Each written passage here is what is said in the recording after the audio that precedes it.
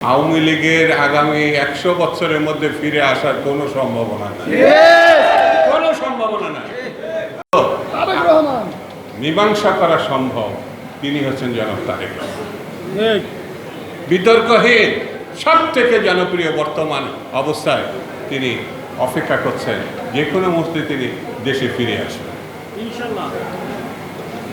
তারেক রহমানের যখন আমাদের ডক্টর ইউনূস সাহেবের সঙ্গে লন্ডনে বৈঠক বসেছিলেন, বাংলাদেশে তার আগে একটা অস্থিরতার মধ্যে চলে গিয়েছিল, অবিশ্বাসের মধ্যে চলে গিয়েছিল, পারস্পরিক কেউ কারো বিশ্বাস করতে পারত না।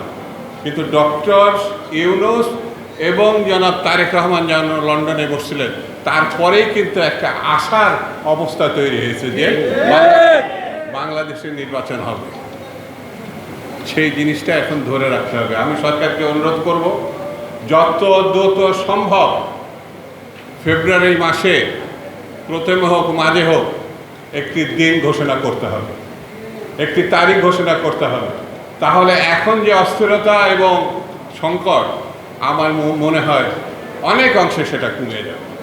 সেই জন্যে আগামী দিন সকলকে ঐক্যবদ্ধ থেকে ষড়যন্ত্রকারী শক্তি পার্শ্ববর্তী দেশে বসে বসে ষড়যন্ত্রের স্বপ্ন দেখে যে কোনো মানুষকে ঠুস করে ঢুকে পড়বে। আওয়ামী লীগের আগামী ১০০ বছরের মধ্যে ফিরে আসার কোনো সম্ভাবনা নাই, কোনো সম্ভাবনা নাই।